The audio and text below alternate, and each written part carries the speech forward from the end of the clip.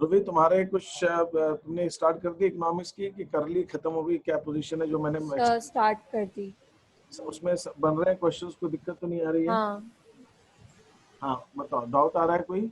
नहीं। बन रहे हैं क्वेश्चंस? हाँ। ओके। अब मैं इन लोगों को एक वो इनके अकाउंट्स की इन्होंने जो शीट कर ली थी रिजर्व वाली, उसके आगे का समझा रहा था।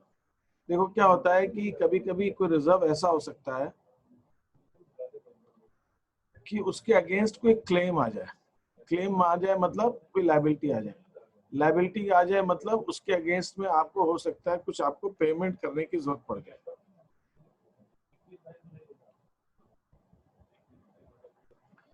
ये बात समझ आ रही है कि क्या कहना चाह रहा हूं मैं? इसका मतलब क्या हुआ? एग्जाम्पल मैं देता हूँ।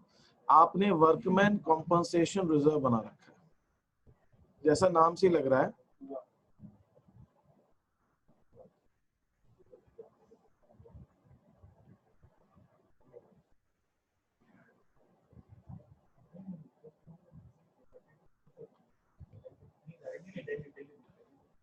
Workman compensation reserve. सार्थक, यस सर। इकोनॉमिक्स के स्टार्ट कर दी शीट आपने करना? यस सर, चल रही है। कितना कितना बच गया, कितना हो गया? सर थोड़ा सा बच्चा है, मैं जल्दी भेज दूंगा। समझ में आ रहा है वो क्या चीजें चल रही हैं? Yes sir. अच्छा, तुमने रिजर्व की शीट चालू करना स्टार्ट कर दिया? यस सर, रिजर्व की भी कर दिया स्टार्ट। समझ में आ रहा है वो बन रहे हैं क्वेश्चंस? Yes sir. ठीक है। अब मैं यहाँ पे वर्कमैन कॉम्पोजिशन रिजर्व एक है, रिजर्व होता है, वो बता रहा हूँ। ये लोगों ने भी कर ली थी तो मैं आज अकाउंट्स के डॉट सॉल्व कर रहा हूँ। ठीक है, क्योंकि इकोनॉमिक्स में अभी किसी को पूछना ही नहीं है, वो हो जाएगा उसके बाद हम आगे की बात करेंगे।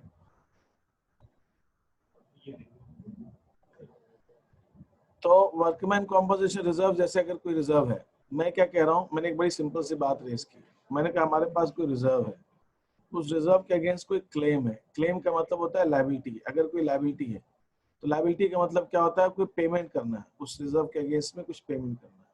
तो वो अपन पेमेंट करना है तो एंट्री कैसे करेंगे?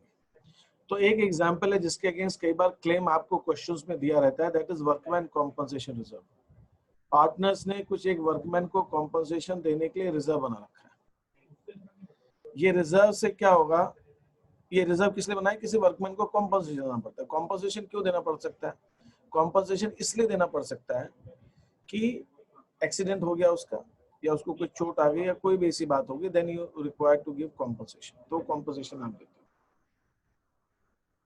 तो कॉम्पनसेशन के लिए आपने बनाया हुआ है रिजर्व। तो कॉम्पनसेशन के लिए आपने रिजर्व बनाया हुआ है। अब आपको क्वेश्चन में दिया है कि वर्कमैन को कॉम्पनसेशन का क्लेम आ गया है, आपको क्लेम देना पड़ रहा है उसमें से। तो अभी तक हम क्या कर रहे थे? रिजर्व को बांटते थे। तो यहाँ पे हम क्या करेंगे? रिमेनिंग अमाउंट को डिस्ट्रीब्यूट करेंगे। क्लेम के अलावा जो अमाउंट होगा वो रिमेनिंग अमाउंट डिस्ट्रीब्यूट होगा। अंश, ये मैं क्या कह रहा हूँ समझ में आ रहा है तेरे को? क्या कहा मैंने?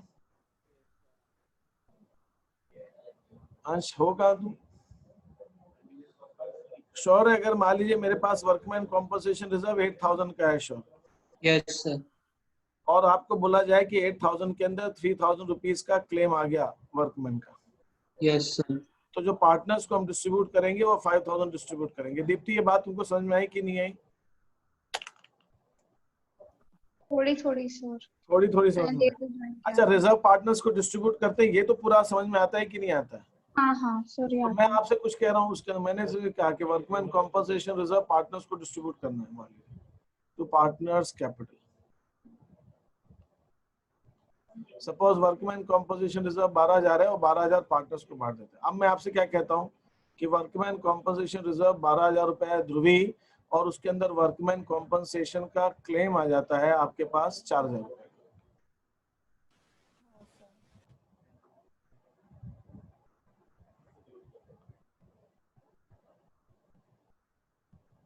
वर्कमैन कॉम्पोजिशन का 4000 का क्लेम आ जाता है। हाँ, तो अब अपन क्या करेंगे? वर्कमैन कॉम्पनसेशन रिजर्व 12000 से डेबिट करेंगे, वर्कमैन कॉम्पनसेशन क्लेम अकाउंट को हम क्रेडिट करेंगे, कितने से? 4000 से। और फिर हम पार्टनर्स को डिस्ट्रीब्यूट कर देंगे 8000 रुपए से। ऐसे हम कर देंगे। इसके अंदर कोई प्रॉब्लम है क्या किसी को? नहीं सर। नहीं सर। शौर्य, समझ में आ गया ये बात तुमको? Yes sir. सार्थक, समझ में आई ये बात तुमको? सर एक बार प्लीज फिर से बता दूंगे। भाई ऐसा है कि आपने वर्कमैन कॉम्पनसेशन रिजर्व बना रखा है 12,000 रुपए का।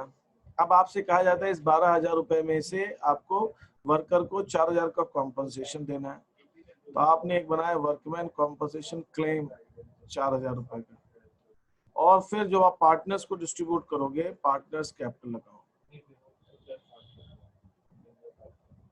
तो उनको कितना डिस्ट्रीब्यूट करोगे? 8,000 रुपीज ही डिस्ट्रीब्यूट करोगे ना, क्योंकि आपको जिस चीज के लिए आपने रिजर्व बनाया था उस रिजर्व में से आपको 4,000 रुपए पे करने हैं अभी।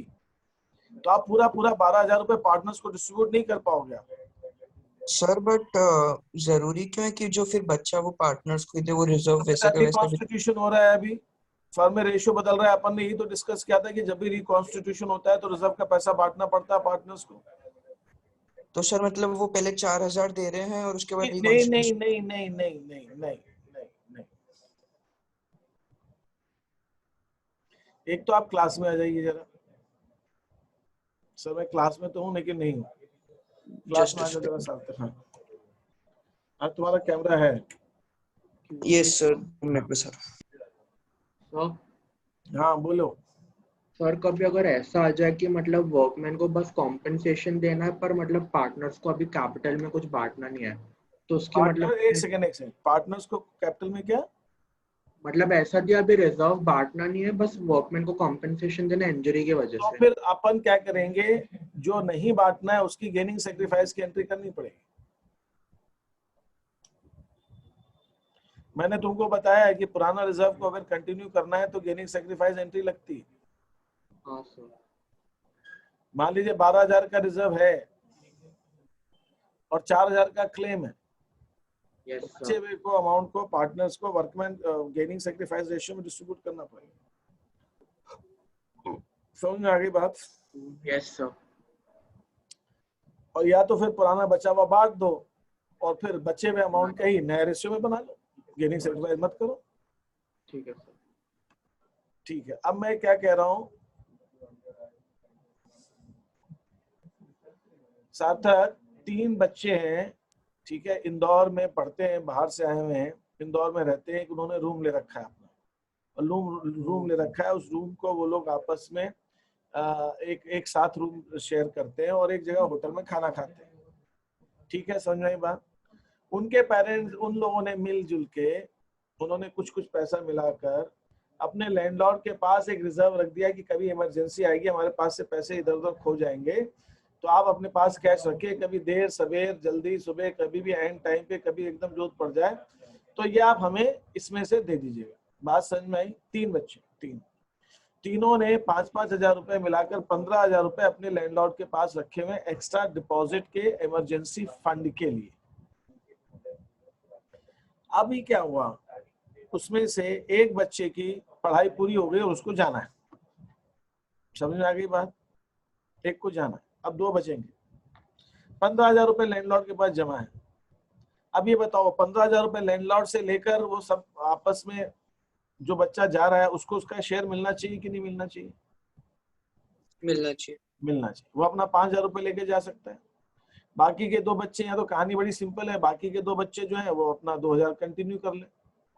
लेकिन अब मान लो यहाँ पे कुछ ऐसा आता है कि वो एक जा रहा है और कोई दूसरा आ रहा है, तीसरा बच्चा आ रहा है दूसरा, तो बेटर तरीका ये सबसे अच्छा ये है कि वो 15,000 लेकर सब आपस में बांट लें, फिर जो नए बचेंगे 3, वो मिल जाएगा कि एक फंड बना के दोबारा उसको दे दें। ऐसा कर सकते हैं? Yes sir. बस एक तो ये बात है। अब एक दूसरी कहानी, इसी कहानी में थोड़ा ट्विस्ट लेके आता हूँ। उन लोगों ने, तीनों ने 5-5 हजार रुपए दे रखे थे। अब मैं कहानी को दोबारा शुरू से लेके चला। तीनों ने 5-5 हजार रुपए दे रखे थे, 15,000 रुपए जमा है। उसमें से एक बच्चे को पढ़ाई पूरी हो गई, वो जाना है, लेकिन उसी समय उनको 3,000 रुपए की एक खर्चे की जरूरत पड़ जाती है, इमरजेंसी में अर्जेंटली खर्च करना पड़ता है, और उसके लिए वो लैंडलॉर्ड से लेते हैं पैसा। अब ये बताओ जो 15,000 रुपए लेंगे उससे लैंडलॉर्ड, मतलब 3,000 रुपए लैंडलॉर्ड से लेंगे, तो अगर हम पार्टनर्स को बचा हुआ पैसा, उनको तीनों रूम पार्टनर्स को बचा हुआ पैसा बांटना चाहें, तो क्या पूरा 15,000 उनको बटेगा कि वो 3,000 जो देना है, खर्चा करना है उस फंड, उसमें से वो 3,000 काटने के बाद बाकी का बटेगा? 3,000 काटने के बाद। मैं वही कह रहा हूँ, मैं बिल्कुल वही बात कह रहा हूँ। अगर हमने वर्कमैन कॉम्पनसेशन रिजर्व बनाया है, एक रिजर्व बना रखा है वर्कर को कॉम्पनसेशन देने के लिए, जब तक उस वर्कर को कॉम्पनसेशन, किसी वर्कर को कॉम्पनसेशन देने की जरूरत नहीं थी, कोई क्लेम नहीं है, कोई देने की जरूरत ही नहीं है, तो पूरा पूरा बांट दो पुराने रेशियो में। लेकिन अगर किसी वर्कर को कॉम्पनसेशन देने की जरूरत आन पड़ी है, तो उस क्लेम के लिए पैसा पहले काट के क्लेम का पैसा अलग रखेंगे, फिर बचा हुआ पैसा हम पार्टनर्स को डिस्ट्रीब्यूट करेंगे, बचा हुआ अमाउंट डिस्ट्रीब्यूट। किस रेशियो में डिस्ट्रीब्यूट करेंगे, ओल्ड रेशियो में डिस्ट्रीब्यूट करेंगे, वो बात अपनी जगह वही की वही, इसमें कोई चेंज नहीं है। ये चीज समझ में आ गई आपको? ठीक है, तो इसमें किसी को कोई डाउट है क्या? एकता तुम बाद में आई हो, तुमको समझ में आया मैंने क्या कहा? अभी नहीं समझ में आया? प्लीज रिपीट कर दीजिए। सॉरी, सर प्लीज रिपीट कर दीजिए। तो मैं जब तक पूछता नहीं तो तुम रिपीट कर बोलती ही नहीं हो। जा तुम भी आओ क्लास के अंदर, आप लोग बैठो, इसको चालू करके भगाए यहाँ से, कोई ध्यान ही नहीं लगता किसी का, पता नहीं क्या कर क्या रहे। जब कुछ पूछो तो रिपीट, और अदरवाइज तो सब ऐसे बैठे रहते हैं। हाँ, यहाँ बैठी जरा क्लास के। एकता तुम हो? हाँ तुम हाँ, तो हम लोग कोई पार्टनर है, तुम किसी रूम के अंदर पार्टनर हो, एक रूम में रह रही हो, कुछ खर्चा देना है, तुमने उसमें से तुमने भी कुछ कंट्रीब्यूशन दिया और पार्टनर से भी कुछ कंट्रीब्यूशन दिया, तो मिलजुल के आपने लोगों ने कुछ ने आपने पैसा रखा हुआ, इकट्ठा रखा हुआ किसी रिजर्व के लिए। अगर उस रिजर्व में के पैसे में से कुछ खर्च करने की नौबत आती है, तो आप उसमें से खर्च करते हो, और नहीं नौबत आती है तो पूरा पैसा आप बांट लोगे कि नहीं बांटोगे आपस के अंदर? ये बताओ, ये चीज हमने समझाई गई। नहीं समझ में आया क्या कहा मैंने? एकता समझ में आया मैंने क्या कहा?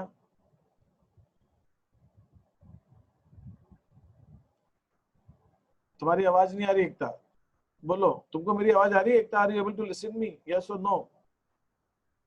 ऐसे ऐसे ऐसे।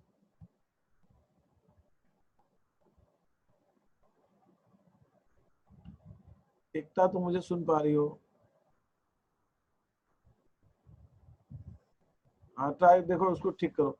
दीप्ति तुमको समझ में आया मैंने क्या कहा? हाँ सर। सर मेरे को पहले आ गया था, आ गया। ध्रुवी, आ गया सर। अंश क्लियर हुआ ये पॉइंट? Yes sir. श्योर है? Yes sir. Yes sir. And Ekta को नहीं समझ में आ रहा है? इनका कुछ करना पड़ेगा, ये आप लोगों का जो है ना, ये कुछ जो बच्चे हैं इनका कुछ इलाज करना पड़ेगा। मैं देखता हूँ क्या। ठीक है, तो ये वर्कमैन कॉम्पोजिशन रिजर्व जो है हमारा, अगर 12,000 रुपए है, मैंने वही बात कही कि अगर हमारे पास वर्कमैन कॉम्पोजिशन रिजर्व 12,000 रुपीज है, और इस 12,000 रुपीज में हमको कुछ क्लेम देना है, तो क्लेम का पैसा काटने के बाद बाकी का हम पार्टनर्स को डिस्ट्रीब्यूट करेंगे। इसी टाइप का एक और रिजर्व होता है जिसको हम कहते हैं इन्वेस्टमेंट फ्लक्चुएशन फंड।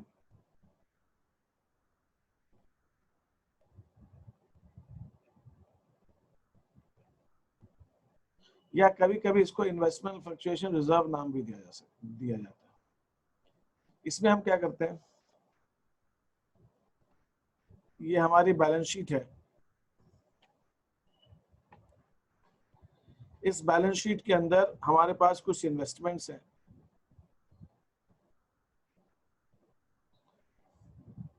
वो इन्वेस्टमेंट्स जो हैं हमारे रुपीस, मान लीजिए 1,20,000 के इन्वेस्टमेंट्स, और अब हमारे पास इन्वेस्टमेंट फ्लक्चुएशन रिजर्व है से 30,000। इसका सीधा सा मतलब ये हुआ कि अगर हमारे पास इन्वेस्टमेंट्स की वैल्यू में कुछ कमी आती है, इन्वेस्टमेंट्स की वैल्यू कुछ कम होते हैं 30,000 रुपए तक, तो पार्टनर्स ने उसके लिए एक प्रोविजन बना रखा है कि इसमें से एडजस्ट करेंगे। अगर आप कहता हूं इसकी मार्केट वैल्यू, इन्वेस्टमेंट्स की जो मार्केट वैल्यू,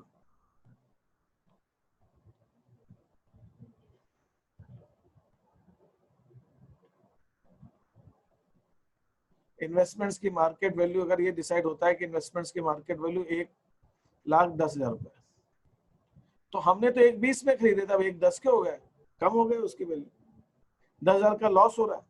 ये लॉस कहाँ से मीट आउट करेंगे? इन्वेस्टमेंट फ्लक्चुएशन रिजर्व से मीट आउट करेंगे। तो हमारी एंट्री क्या होगी? इन्वेस्टमेंट फ्लक्चुएशन रिजर्व 30,000 से डेबिट करेंगे टू इन्वेस्टमेंट्स, 10,000 का लॉस उसमें से एडजस्ट करेंगे और बाकी का अमाउंट हम पार्टनर्स कैपिटल अकाउंट के अंदर डिस्ट्रीब्यूट कर, कितना अमाउंट डिस्ट्रीब्यूट कर देंगे? 20,000। हमारे पास इन्वेस्टमेंट फ्लक्चुएशन रिजर्व 30,000 का है और लॉस इन्वेस्टमेंट पे 10,000 का हो रहा है, तो 20,000 रुपए हम पार्टनर्स कैपिटल में पार्टनर्स को उनके रेशियो में डिस्ट्रीब्यूट करते हैं। ये बात समझ आ गई क्या? Yes sir. Yes sir. Yes.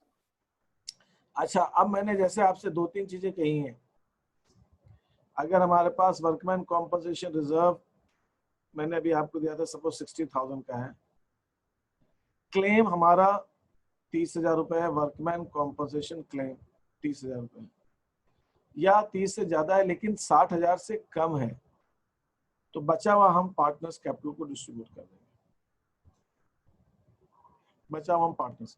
लेकिन अगर वर्कमैन कॉम्पनसेशन रिजर्व 60,000 का है और क्लेम हमारा 90,000 का है, मतलब रिजर्व से ज्यादा है, तो हम क्या करेंगे?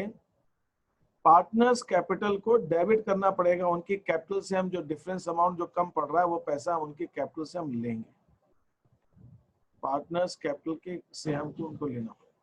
इसका मतलब ये हुआ कि जितना रिजर्व है उतने तक का क्लेम है तब तो कोई बात नहीं, लेकिन अगर क्लेम अमाउंट हमारा ज्यादा हो जाता है तो वो हम बाकी का अमाउंट पार्टनर्स की कैपिटल से हमें लेना पड़ता है। Is that okay? Yes sir. इसी ढंग से अगर इन्वेस्टमेंट फ्लक्चुएशन रिजर्व है,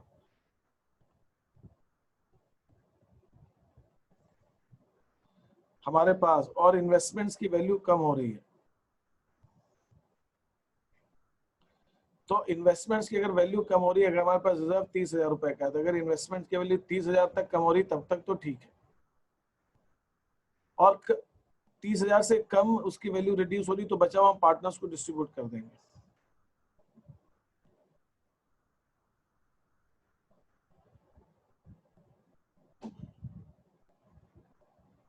बीस 20,000 से कम हुई तो बचा हुआ हम पार्टनर्स कैपिटल को डिस्ट्रीब्यूट कर देंगे। लेकिन अगर इन्वेस्टमेंट फ्लक्चुएशन रिजर्व की वैल्यू से ज्यादा अमाउंट का लॉस हो रहा है, इन्वेस्टमेंट्स को लॉस हो रहा है हमारा 60,000 रुपए, जो 30,000 रुपए से और ज्यादा लॉस हो रहा है, ये अमाउंट हम पार्टनर्स कैपिटल के अंदर डेबिट करके पार्टनर्स से हम ले लेंगे। इसका मतलब जब loss is more than the reserve, तो that amount will be taken from the capital of the partners, partners की कैपिटल से हमें लेना पड़ेगा। अभी जो मैंने बातें कही इसमें किसी को कोई डाउट है, कुछ हो तो बताइए। और अगर मैंने आपसे ये भी कहा था कि आप जो है वो इकोनॉमिक्स के अंदर जो क्वेश्चन दिए उसमें किसी को कुछ पूछना तो पूछ लीजिए मेरे से पहले।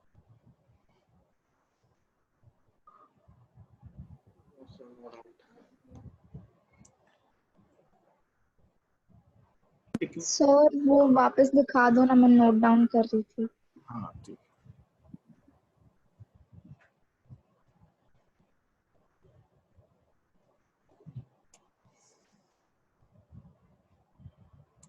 किसी को कोई चीज डाउट हो, कोई पूछना हो तो पूछिए मेरे से।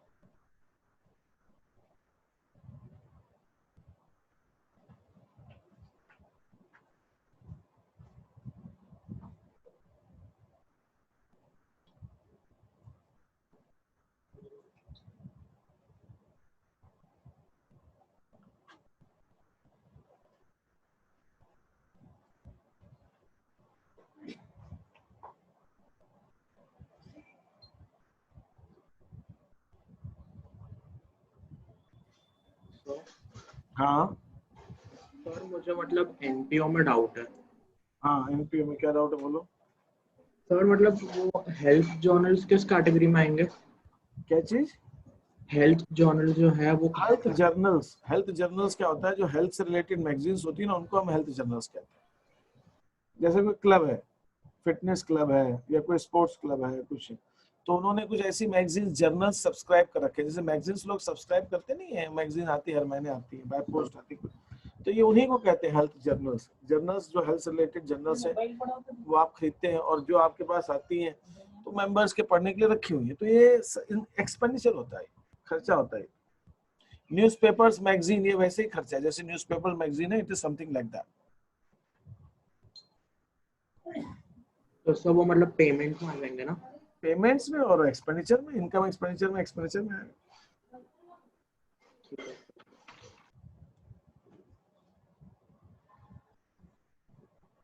इसके अंदर जो अभी मैंने समझाया बोर्ड पे, इस पे किसी स्क्रीन पे जो दिख रहा है आपको, इसमें किसी को कुछ पूछना है क्या? No sir. No sir.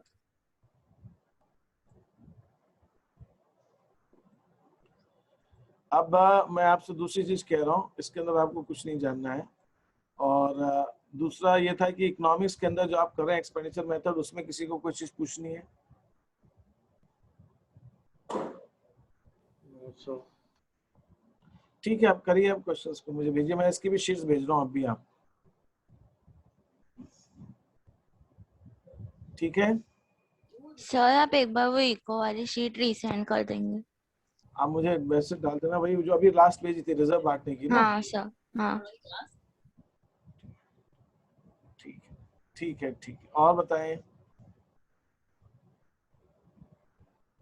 और सर वो सॉल्यूशन की शीट। ठीक है, और बताइए। और सर अभी अकाउंट्स की जो नई शीट है 23-24 वो भी वो भेज देता हूँ। ठीक है, डन डन डन, अभी भेजता हूँ।